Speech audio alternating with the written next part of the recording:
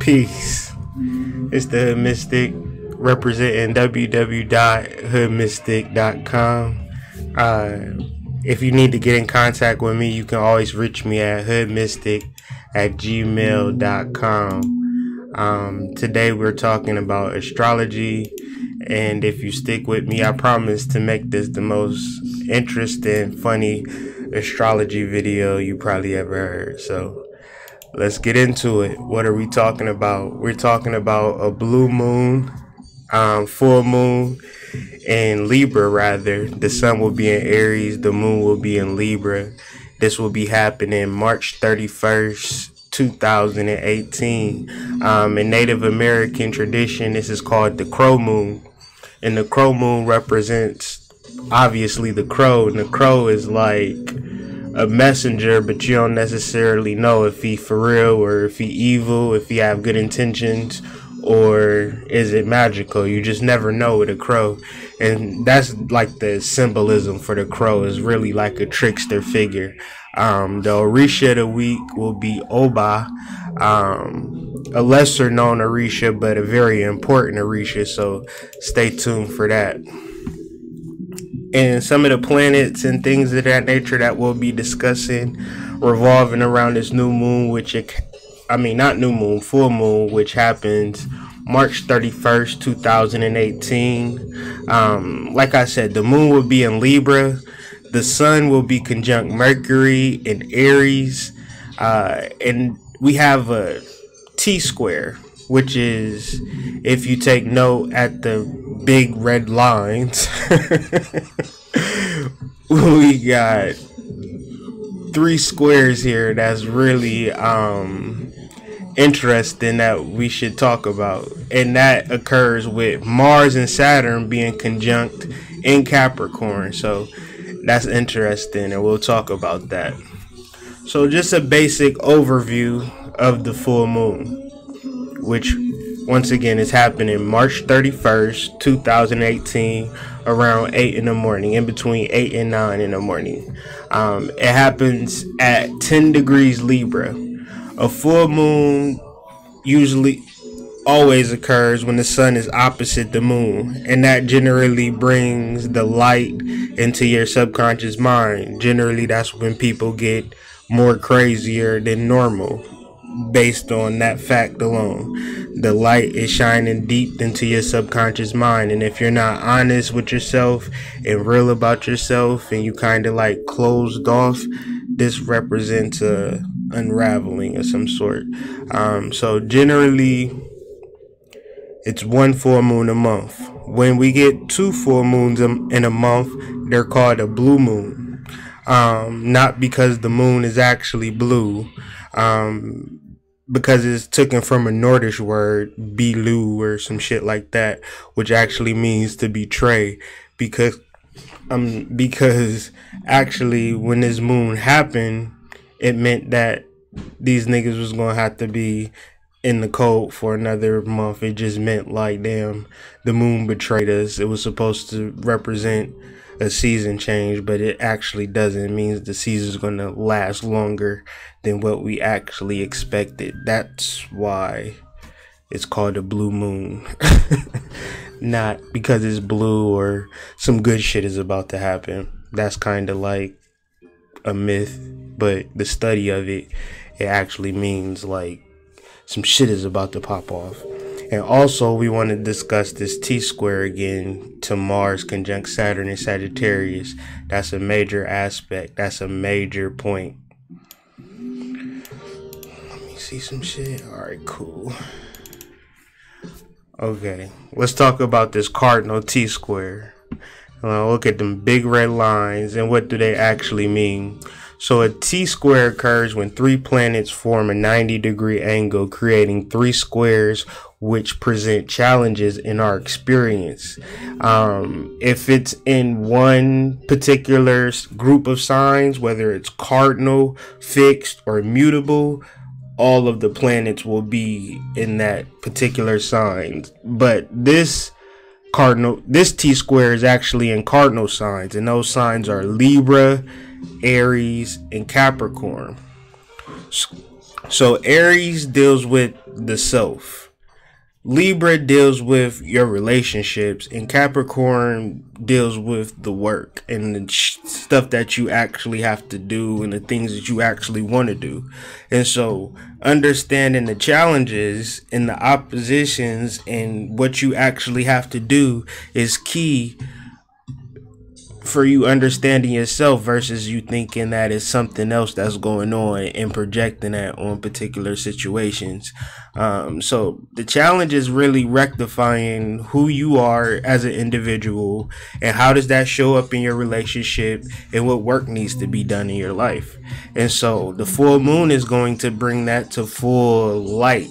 So generally, people ain't ready to handle that shit, and so people tend to lash out. So just be aware. We got Mercury Retrograde, which happens on the 22nd, 3 days away, because I'm doing this on the 19th. So the 22nd, Mercury goes retrograde. The 31st is going to be in full retrograde mode, and it's going to be conjunct the sun opposite the full moon. And so this puts...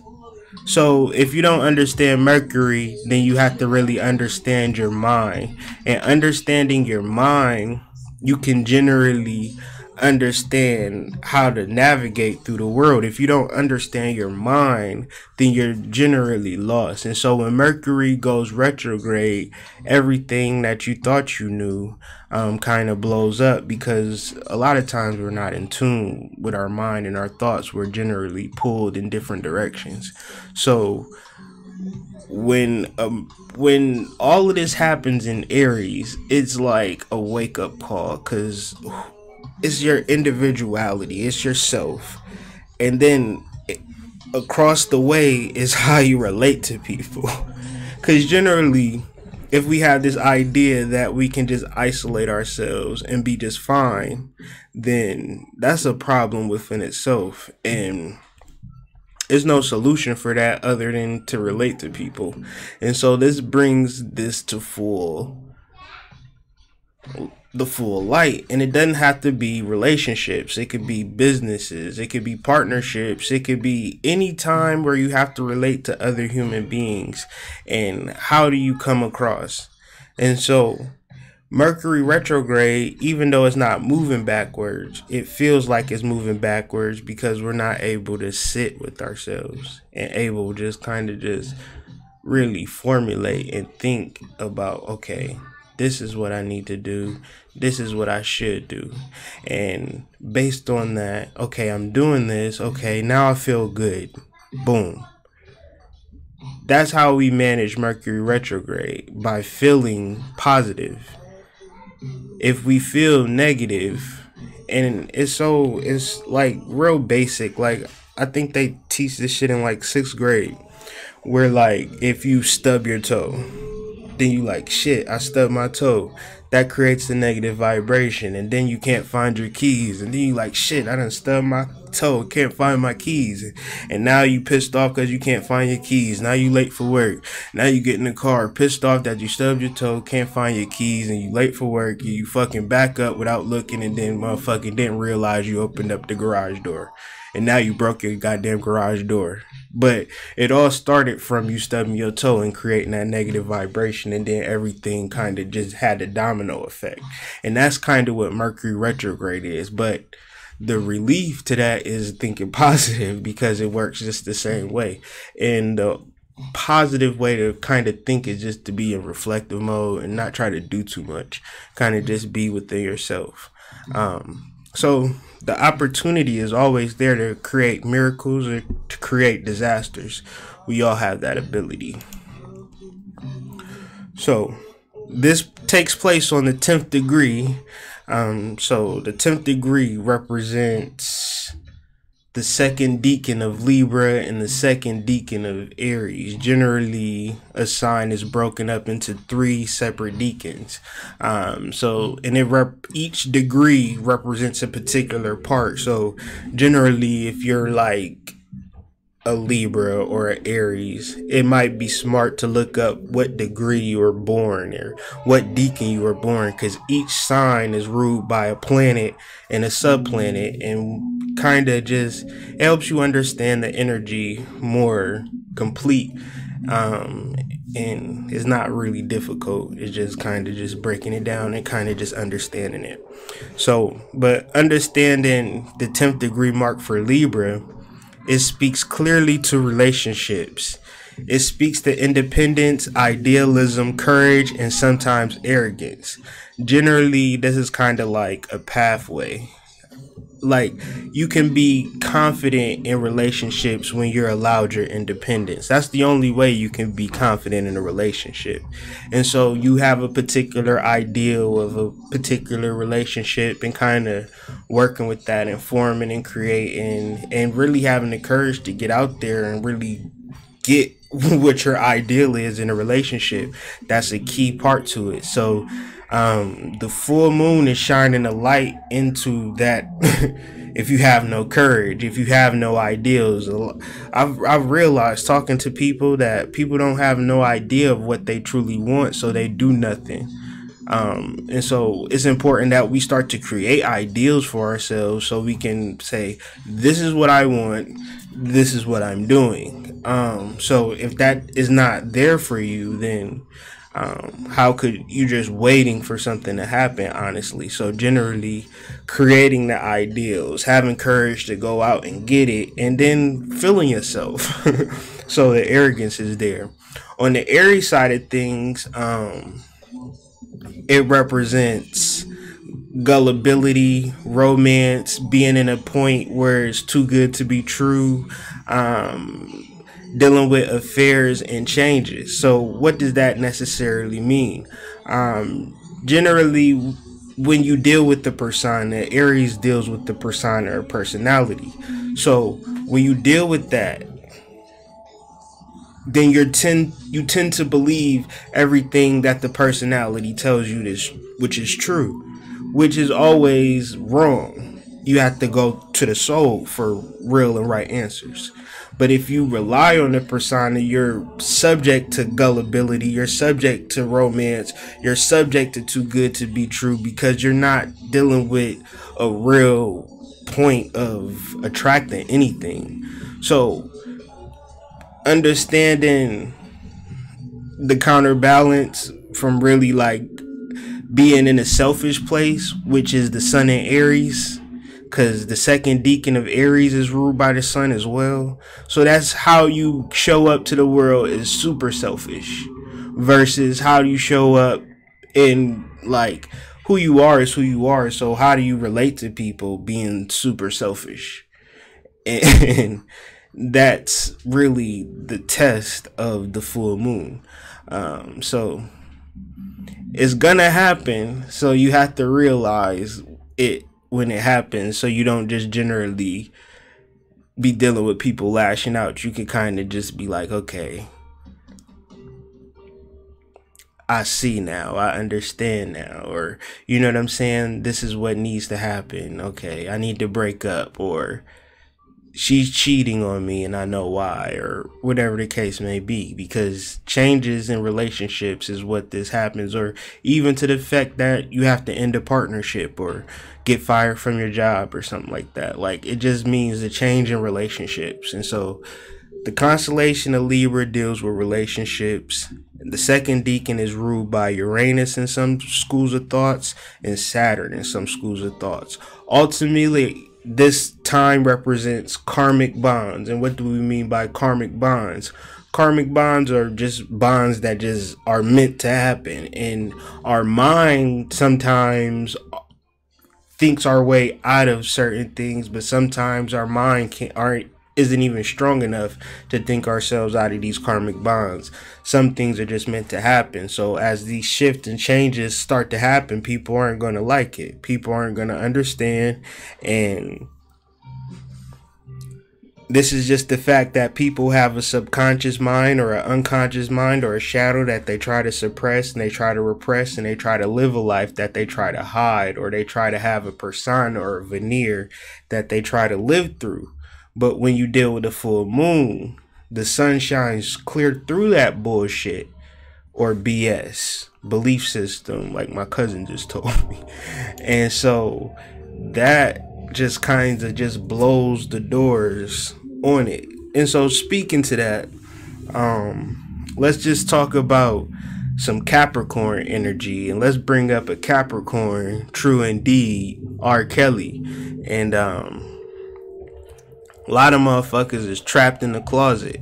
And if you read or if you listen to chapters 1 through 22, is really speaking to a lot of people just living with secrets and shit and not keeping it 100, and then just the outcome of just not being able to be to speak your truth and just the consequences of it. So I found that to just be real poignant and really speak to the energy of this Mars conjunct Saturn in Capricorn, actually double square the full moon, creating an actual T-square. So I felt like it should be talked about, because I don't feel like it's an easy thing, but I feel like it could be a beneficial thing based upon the fact that if you're able to be honest, if you're able to be true, you can always muster up some success.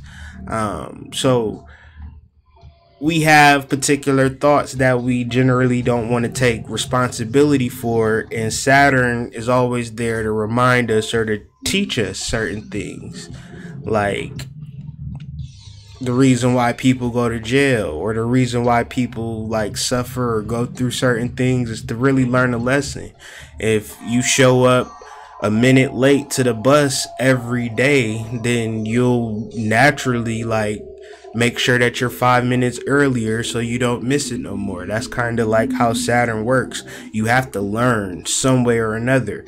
And if we were to give you everything that you wanted in life and made your life perfect, what would you actually learn? Of course, you'll be benefited and you'll be able to, like, you know, brag to niggas how perfect your life is. But what are you really truly learning in this life, in this existence? Generally, Saturn is there to teach us. This is not to bring negativity into your life. It's ultimately to bring success and riches into your life, but you have to learn from your lessons, and you can't be feeling like, oh, woe is me and something is wrong with me. This is not wish upon a star. This is kind of like hard work, because we're in a constellation of Capricorn, which just represents a mountain goat climbing up a motherfucking mountain. Like hard work, like rising to the top, because at the top is food that they don't got at the bottom. So the mountain goat makes that sacrifice to climb to the top to get the super sweet food, the super sweet fruit that nobody else is getting. You understand? So it's just like, are you willing to make that risk to really reap the rewards of getting to the mountaintop? You know, it's always positive when you deal with Mars energy, especially in Capricorn where it's exalted. And so it's important to use this energy in a creative way, or working out or running, or just finding an outlet for the energy. Generally, energy could be used, or energy could just be observed. It could just stay in the potential form. We can just simply sit and be like, oh, I just had a wonderful dream. I seen Michael Jackson and, you know, Elvis Presley. They performed, or I don't know. People always talking about their weird ass dreams, but what do these dreams inspire you to do in the material world? If nothing, then they're just potential energy. Energy is meant to be used. So if we're just like sitting with energy, don't expect anything to happen. Like, you could do all types of different things to burn energy, believe it or not. You know what I'm saying? But ultimately, burning this energy brings material results, whether direct or indirect. You know what I'm saying? And Mars is the strongest in Capricorn. And so this is literally in astrological circles known as a window for really getting things done. You know what I'm saying? Over these next 2 months, especially when it gets to springtime and things of that nature, like, this is really a window to get things done. Like I said, we will be talking about Jupiter and Scorpio, Sextile, Pluto and Capricorn. Ultimately, this Capricorn energy as well, where, you know, Pluto representing the plutocracy, or plutocracy just representing the world being ran by the rich people. Since Pluto is in Capricorn, it just means that they have to work for it. You know what I'm saying? But, you know, if they do what they gotta do, you know what I'm saying, it'll stay the way that it's gonna stay until the energy shifts. But for now, you understand that, you know, dudes like Trump and whoever else, they really working hard to really rule the world. It ain't like an easy go for them. You understand? Even to the actual factual, you got Jupiter and Scorpio really shining the light into that deep dark shit. So now you know he got other things happening with other women, and they coming to the forefront. And you know what I'm saying, she working hard to get her money, because she like, you know, we had a hush deal, but I ain't feeling that hush deal. I want more money. You understand what I'm saying? So generally, what's done in the dark gonna come to the light eventually, and you have to really understand that within yourself too. You know what I'm saying? It's things that you could use to transmute your pain into a come up real quick. You know what I'm saying? Or whatever the case may be, if that's something that you want. Generally, we gonna have to do something to make something happen. You know what I'm saying? And we got plenty of ammunition and plenty of firepower, being melanated beings. You understand? So generally, all we have to do is turn that light on in the dark to find all types of treasures and figure out all different types of ways to come up.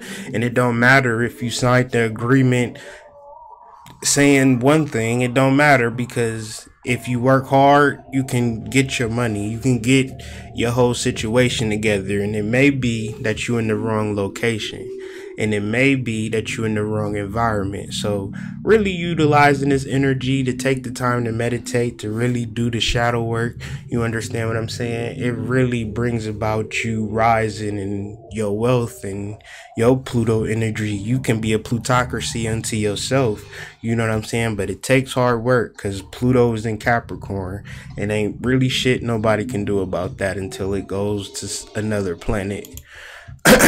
So full moon in Libra is like this. I could be selling millions and millions and millions of albums. You understand what I'm saying? On MTV with snakes around my head. You know what I'm saying? I could be the all-American girl, all-American boy. You understand what I'm saying? But that's just the image that I'm putting out to people. This is the image that I'm selling to people. This is the image that I make my money off of. It ain't the real me. So if you see me one day in the 7-Eleven with my hair shaved off, mixing Red Bull and NyQuil, then you know what's up. Don't be surprised.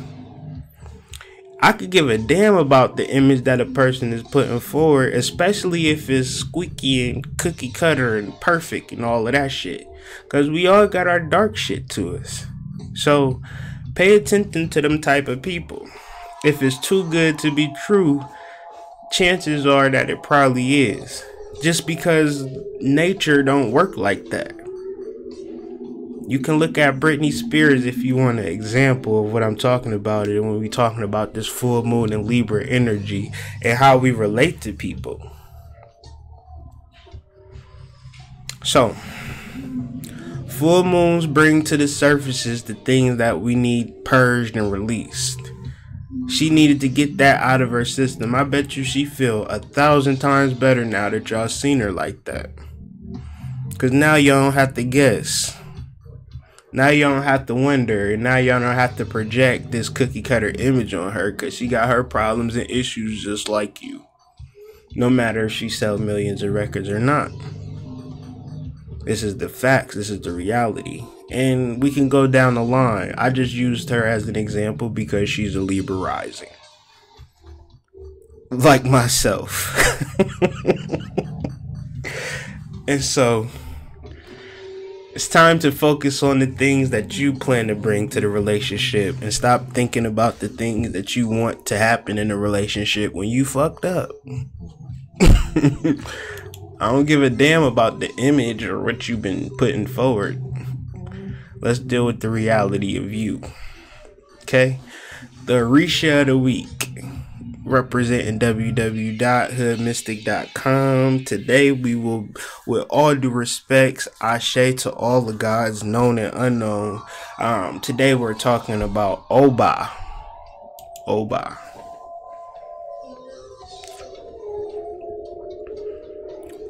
Respect. So we got the great Obba. Story is on Obba is she was the first wife of Shango. And depending on who tell the story, she got tricked by her sister Oya or Oshun. Like I said, depending on. In Cuba is more to say Oya tricked her. In Nigeria is more to say that Oshun tricked her. So let's just say both of them tricked her for conversation's sake.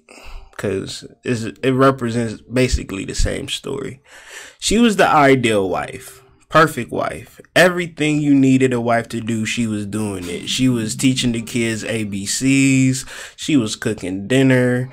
She was chopping niggas' heads off. Like, she carried a sword or act. Like, she was a warrior and the ideal lover. She was Shango's first wife. Before Oshun, before Oya, before all the little thoughts at the juke joint. She was number one. She was the very first man and wife under Olofi. She didn't realize how perfect she was, though. She looked at her sisters as being more beautiful than her. And she wanted to be like her sister. So one day in the marketplace, she was going to get some stuff and she seen her sister Oya or Oshun, whatever. She said, Oya, why does Shango always look at you and be just like all butterflies in his stomach? His eyes light up when he mentions your name. Like, why is that? She said, oh, see, she didn't necessarily know that, Obba felt that way. She felt like, she was the wife of Shango. Like, she was in the enviable position. But she wasn't really satisfied with that. Like, Obba wasn't satisfied. And Oya wanted her spot. And Obba thought that Oya was more prettier than her. So she was trying to figure out her secret. But she was already the queen. She was already there. But she didn't notice it. She didn't respect it. And she wasn't really secure in her position. And so she allowed herself to be deceived. And she allowed herself to be tricked. And so it got to a point that Oya told her, cut your ear off and put it in the stew. And so her ass rushed home. Oshun was in the kitchen, her little sister doing whatever. She like, get out, go play or whatever. I'm about to do something. So she made everything and got to the ear, chopped it off, threw it in the stew. And Shango come home. Everybody sit down for dinner. And she got a head wrap on. And so from there, Shango about to eat his stew or whatever. Oya busts in the door. Like, Shango, before you eat that, what's up with your girl Obba? She been acting weird or no? I mean, no. He about to eat again. Shango, wait. Before you eat that, I heard she been doing some witchcraft and blase blah. Like, check her ear. And he see the ear in the stew and look at her and, long story short, kick her ass out the goddamn village. And she go running till she get to a cemetery. And so from there, she really transformed and she really tapped into her power. Because generally, we can only learn so much from being who another person want us to be That's a limit. So a perfect relationship is ultimately a limit. When you have a relationship that challenges you, that kind of makes you become independent, then there is no level to where you can go, generally. And so for her, she needed to find that self with, she couldn't be the perfect wife forever. You understand? So everything works out in the favor. So let's just talk about Obba real quick and how she relates to the conversation and why she's the Orisha of the week. Obba is the Orisha of marriage and personal transformation, which makes her related to Libra, the house of partnership. Obba is the very first wife of Shango.